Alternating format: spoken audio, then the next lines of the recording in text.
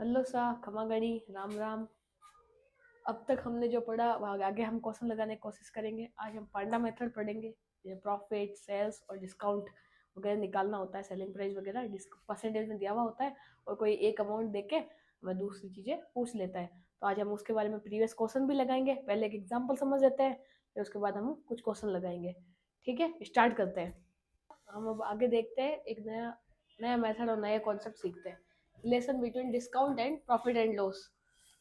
जिसने ratio method सीखा हुआ है, पढ़ा हुआ है, उसको पता होगा, वरना मैं साथ साथ समझाती भी रहूंगी। तब एक हम देखते हैं ना एग्जांपल, क्या ये है क्या मेथड, पहले ये समझने की कोशिश करते हैं। मान लो कि मैं ये ऐसे बोल दूं कि किसी ने हमें डिस्काउंट मिला है 20% का। ठीक है, और 20% डिस्काउंट देने के बाद मुझे प्रॉफिट हुआ है 25%। ठीक है, और मैं जो प्रॉफिट जो वैल्यू के अंदर है, वैल्यू के अंदर वो 400 है, अमाउंट के अंदर मतलब ये अमाउंट है ना। और ये सबसे पहले तो ये है डिस्काउंट। डिस्काउंट ठीक है, ये है प्रॉफिट। अब ये मेरे को, अब इसमें पूछा क्या है, आपसे ये पूछ रहा है कि इसकी मार्केट प्राइस क्या होगी, या फिर ये पूछ ले कि डिस्काउंट में अमाउंट कितना होगा, या फिर ये पूछ ले कि सेलिंग प्राइस में अमाउंट क्या। तीनों एक साथ सीख लेते हैं ना, ये एग्जाम्पल है इसलिए। तो सबसे पहले ये कॉन्सेप्ट ही नहीं है तो पहले बताते थे। हमने पहले क्या लिखते थे, हम लिखते थे मार्केट प्राइस लिखते थे, उसके बाद सेलिंग प्राइस लिखते थे। और इन दोनों के बीच में रिलेशन क्या था, इन दोनों का जो डिफरेंस होता था वो हमेशा डिस्काउंट होता था। एक अलग मार्कर से लिखो, शायद आपको अच्छे से समझ में आएगा ना। एक मिनट रुकना।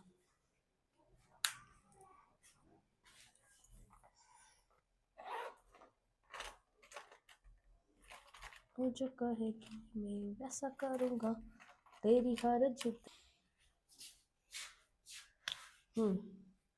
अब ये क्या होता था, मैंने अलग कलर से कहा था, तो रुको एक मिनट है ना। इसको क्या करते हैं, उस अलग लेते हैं, आपके दिमाग में बन जाएगा ये। तो इन दोनों के बीच का जो डिफरेंस है ना, दिख रहा है बोर्ड पे, साफ दिख रहा है ना। ठीक है, जो इन दोनों के बीच का जो डिफरेंस होता है वो हमने पढ़ा था डिस्काउंट होता है। सही है, इन दोनों के बीच का जो डिफरेंस था वो डिस्काउंट था। अब क्या होता है, जब आपको क्वेश्चन के अंदर प्रॉफिट भी साथ में ही दे दे और फिर सेलिंग अमाउंट वगैरह पूछ ले, तो हम क्या करेंगे, इसको आगे कैसे करेंगे।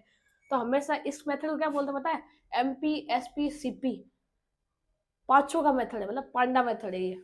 तब बोलते देखो 5 पांडा हुए ये CP।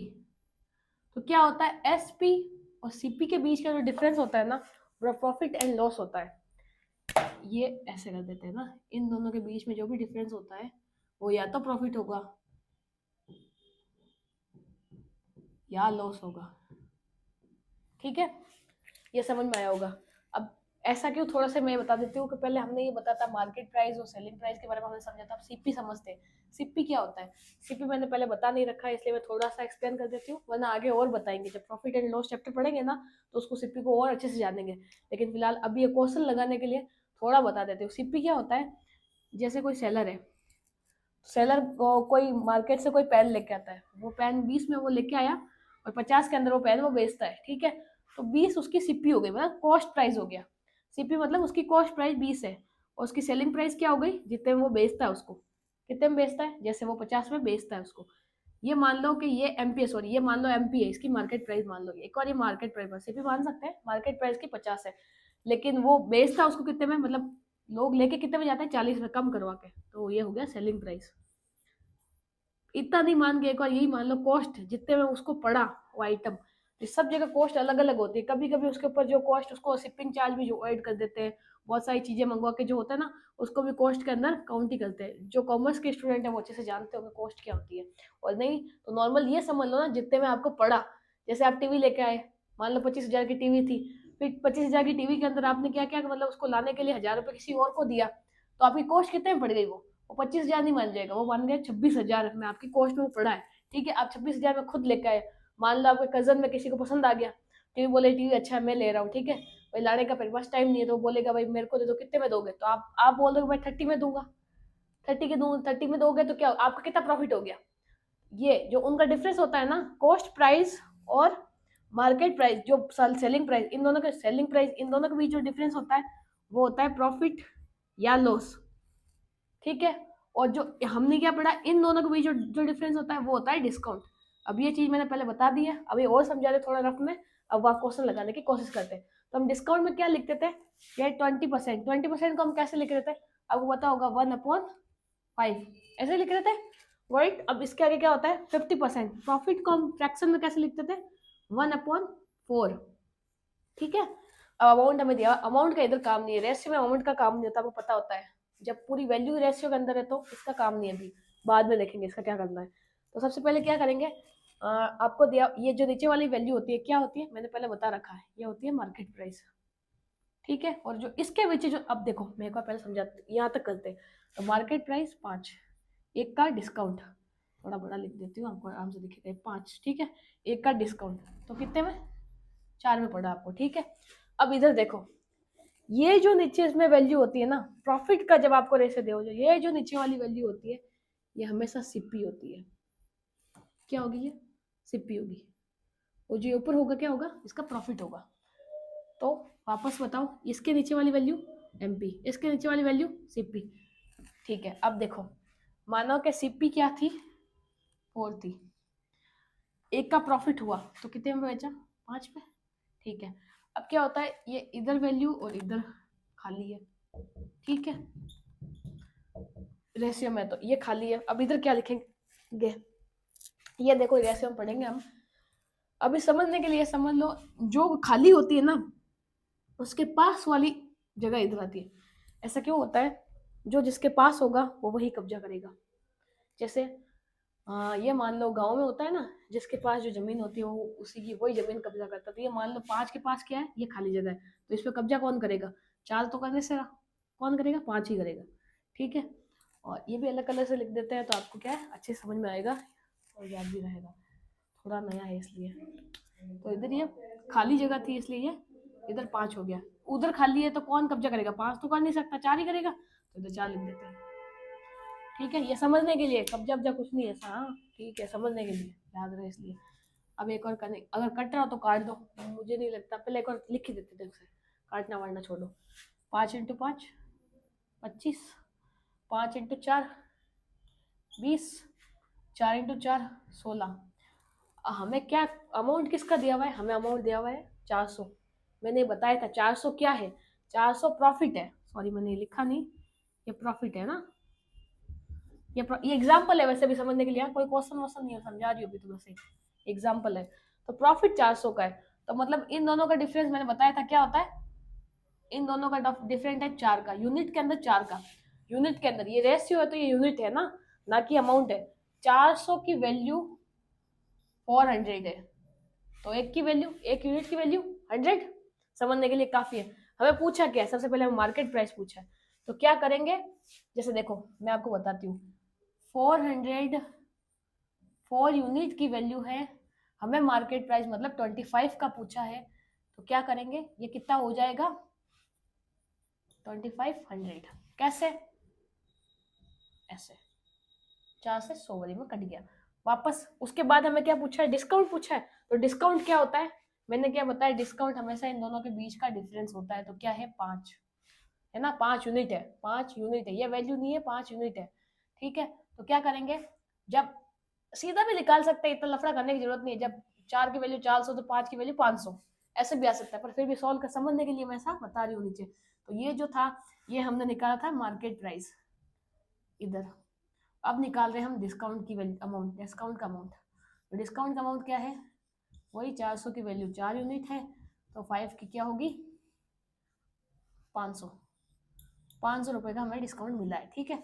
उसके बाद हमें क्या पूछा है, सेलिंग प्राइस, इसने पूछा अगर सेलिंग प्राइस क्या होगी, तो सेलिंग प्राइस बताने के लिए क्या करेंगे, सेलिंग प्राइस क्या है 20, तो 20 से इंटू करेंगे, तो सेलिंग प्राइस थर्ड,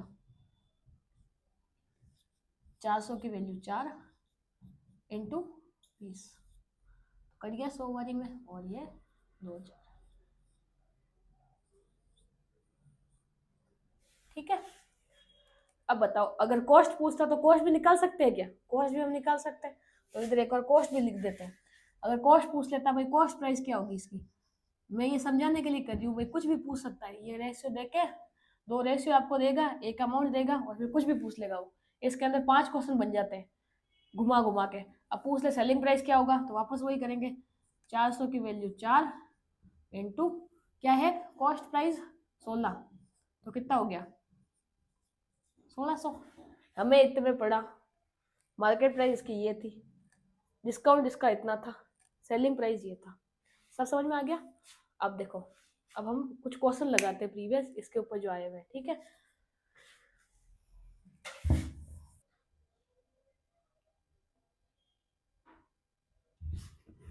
आप नोट डाउन कर लिया होगा, मैं साफ कर देती हूँ।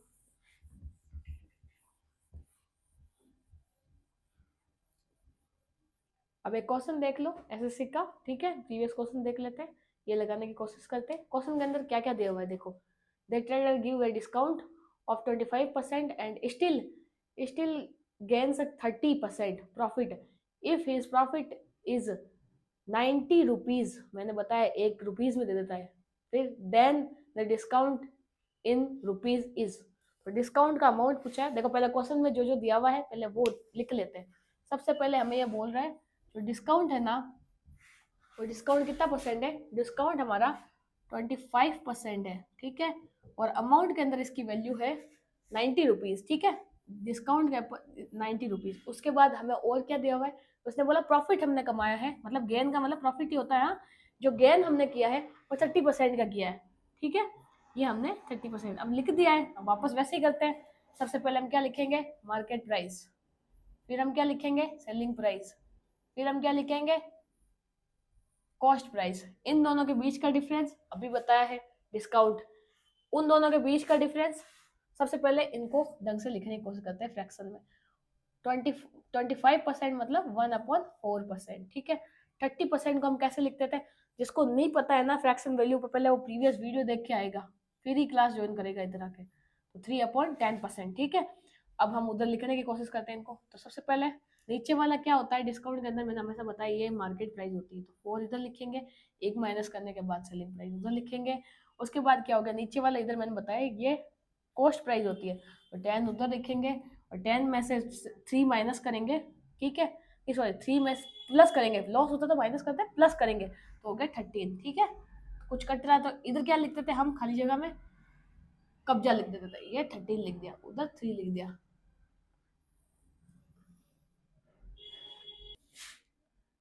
तेरह चौक 52, तेरह तेरह 39, 3 × 10 30।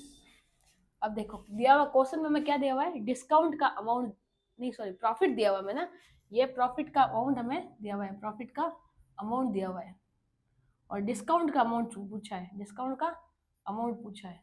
तो प्रॉफिट का अमाउंट मतलब इन दोनों का डिफरेंस, मतलब 9 यूनिट की वैल्यू 90 है, तो 1 यूनिट की वैल्यू 10, ठीक है। पूछा क्या है, इन दोनों का डिफरेंस, तो इन दोनों का डिफरेंस कितना होगा 13, ठीक है।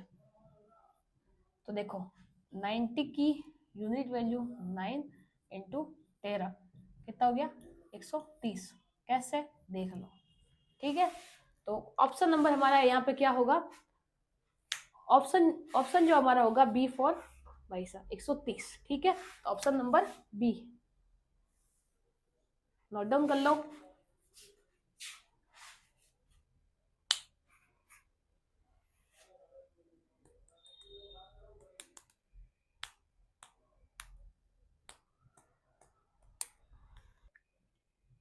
एक क्वेश्चन देख लेते हैं हम, क्या पूछ रहा है। इस क्वेश्चन के अंदर क्या है, इसे थोड़ा टफ बनाने की कोशिश की लेकिन ये बहुत इजी हो गया। इसमें क्या दिया हुआ है, सबसे पहले आपको देखो इसमें क्या हुआ, ए shopkeeper allows 28% discount on the market price of an article and still makes a profit of 20% if he gains 30.80 on the sale of one articles, then what will be the cost price of the article। इसमें cost price तो पूछ लिया है, discount हमें ये इसमें क्या, इसमें जो है ना एक वस्तु की बिक्री पर जो मतलब बिक्री पर 30.28 मतलब जो मतलब प्रॉफिट हुआ है ना उसका अमाउंट भी दे दिया है और परसेंटेज भी दे दिया है, तो क्वेश्चन बहुत आसान हो गया। जैसे मैं आपको समझाती हूँ। सबसे पहले इसने क्या है, अमाउंट किस किस का अमाउंट दिया, सबसे पहले क्या काम करा करो, लिखने का काम करा करो तो पता रहता है। सबसे पहले इसने 30.80 ये अमाउंट दिया है हमें, किसका, 28 का, ठीक है। 28 क्या था हमारा, प्रॉफिट था, प्रॉफिट का इसने अमाउंट दे दिया है 28%, ठीक है। उसके बाद इसने क्या पूछ लिया हमसे, प्रॉफिट जो पूछा है, मतलब नहीं, प्रॉफिट का तो अमाउंट दे दिया, प्रॉफिट का अमाउंट दे दिया, प्रॉफिट प्रॉफिट तो 20% है, और इसकी वैल्यू हमें क्या दे दी है, 20% प्रॉफिट हुआ है, ये प्रॉफिट का अमाउंट, ये प्रॉफिट का परसेंटेज पूछी की है। कॉस्ट प्राइस, कॉस्ट प्राइस अपने आप मैंने बताया था 100 होती है जब कुछ नहीं दिया हो तो। करेंगे क्या, जिसकी वैल्यू दी है वो लिख दो 28.0, किसकी दी है, प्रॉफिट परसेंट, मतलब प्रॉफिट अमाउंट में तो इतना, परसेंटेज में 20 लिख देंगे। पूछी क्या है, कॉस्ट प्राइस मतलब 100, ठीक है। जब पॉइंट हटा तो नीचे डबल जीरो आ गया, तो 100 से 100 खत्म, 0 से 0 खत्म, क्या हो गया, देखो आंसर हमारे क्या होगा, सॉरी ये तो पॉइंट तो हट गया था ना, तो ये 154, option number B, B for बाईसा, नोट डाउन कर। ये इसमें क्या हुआ है, बहुत ही आसान, मतलब पहले तो क्या हुआ था, मतलब आपको अमाउंट ही दे दिया प्रॉफिट का, प्रॉफिट का अमाउंट है ना ये, क्वेश्चन थोड़ा ढंग से पढ़ लेना, और फिर परसेंटेज दे दिया प्रॉफिट का। तो हमसे पूछा क्या कॉस्ट, तो हमें इसकी तो कोई जरूरत ही नहीं दी, तो आपको गुमराह करने के लिए ऐसे ही फालतू दे दिया। एसएससी में यही तो होता है, जिसकी जरूरत नहीं है वो भी दे देता है, इसका कोई काम ही नहीं था यहाँ पे, ठीक है। तो ये हमें समझ में आना चाहिए कि किसकी हमें रिक्वायरमेंट है और कौन ऐसे ही फालतू में दे दिया है। तो जिसकी हमें रिक्वायरमेंट है वो लिखो और आंसर लेके, जरूरी थोड़ी सारे काम में आते हैं क्वेश्चन में दिए, तो इसलिए आप नोट डाउन करो।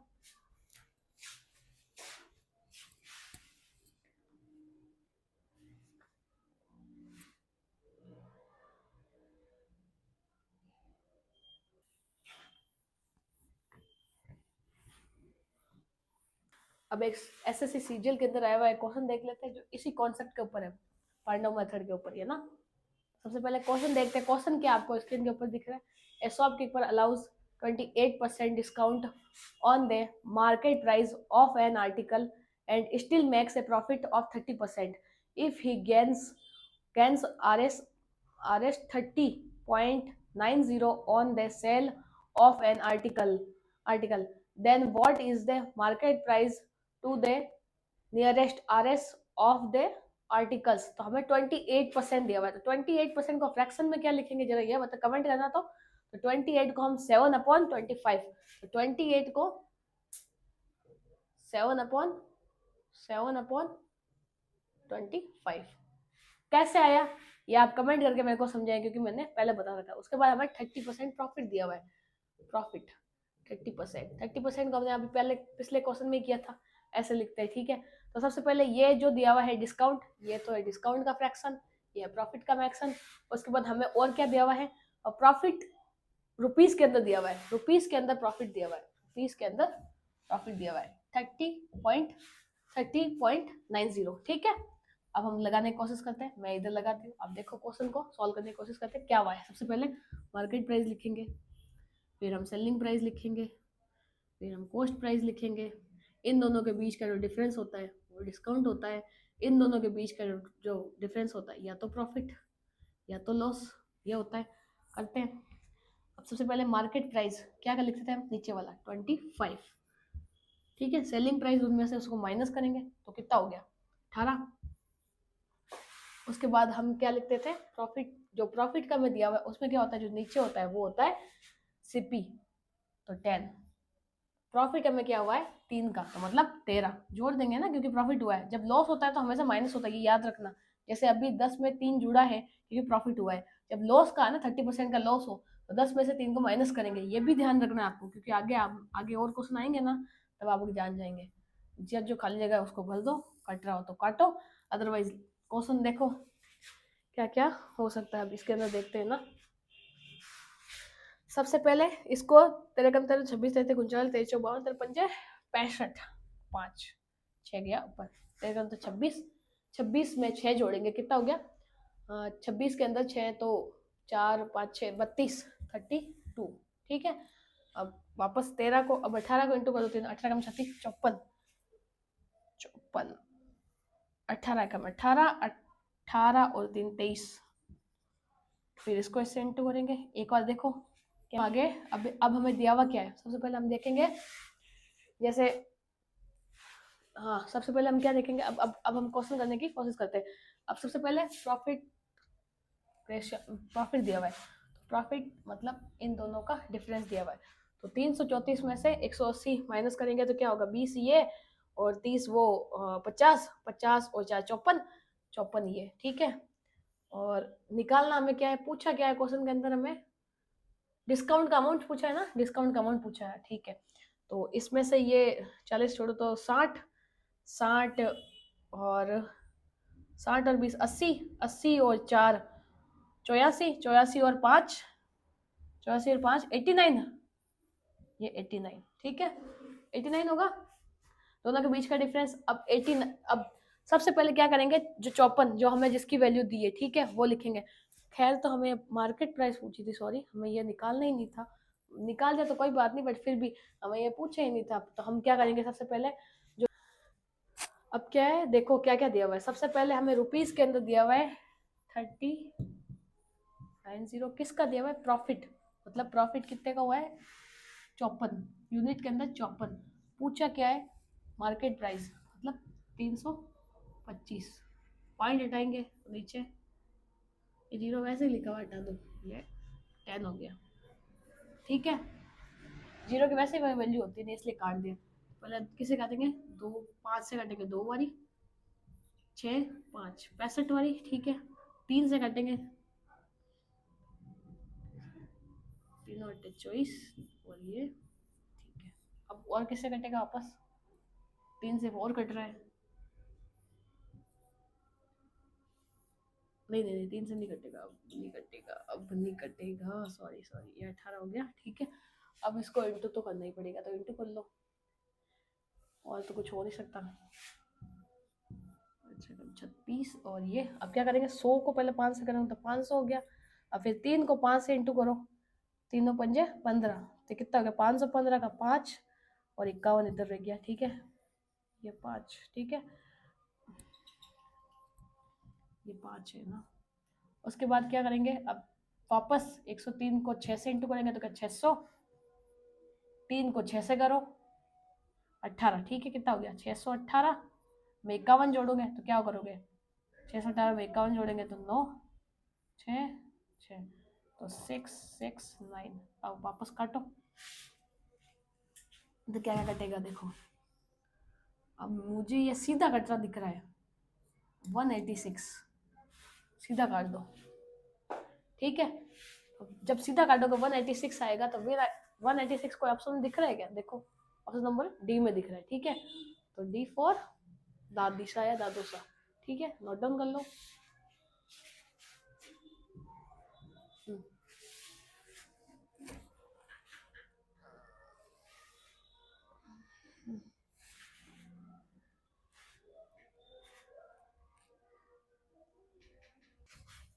अब एक क्वेश्चन लगा के देखते हैं, तुच्छ मुच्छु सा, छोटा सा।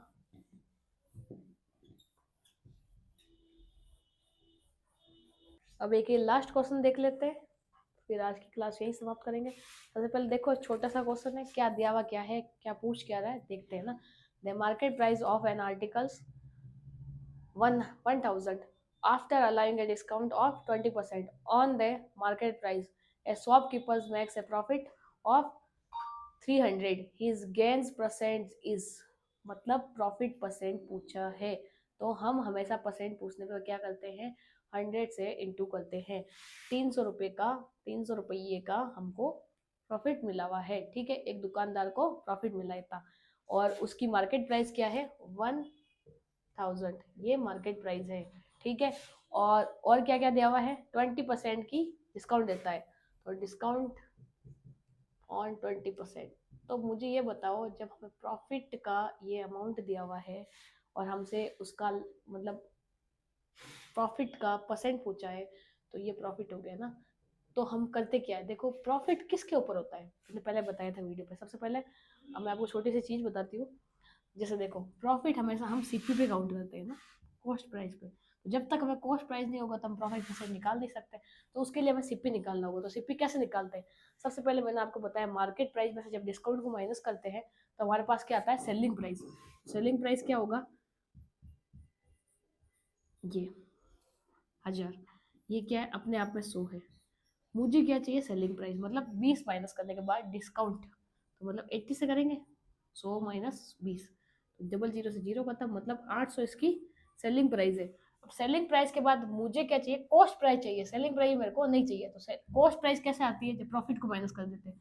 तो जब 800 में से आप 300 को माइनस करोगे तो ये आ गया 500। 500 क्या है? कॉस्ट प्राइस है।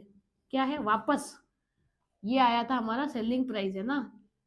उसके बाद हमें जब प्रॉफिट माइनस करेंगे तो आएगा कॉस्ट प्राइस। ये हो गया 500 रुपया। ठीक है, अब हमें करना क्या है? प्रॉफिट परसेंट बताना है। तो प्रॉफिट परसेंट हम कैसे बताएंगे? जैसे देखो 300 का प्रॉफिट हुआ, 500 के कॉस्ट के ऊपर निकालना परसेंटेज इंटू 100 कर दिया। ठीक है, करेंगे क्या? डबल जीरो से डबल जीरो खत्म, तो क्या हो गया? 300/5 हो गया। तो देखो ऑप्शन में दिया हुआ 60%, तो B4 पैसा, B4 पैसा, ये हो गया 60%।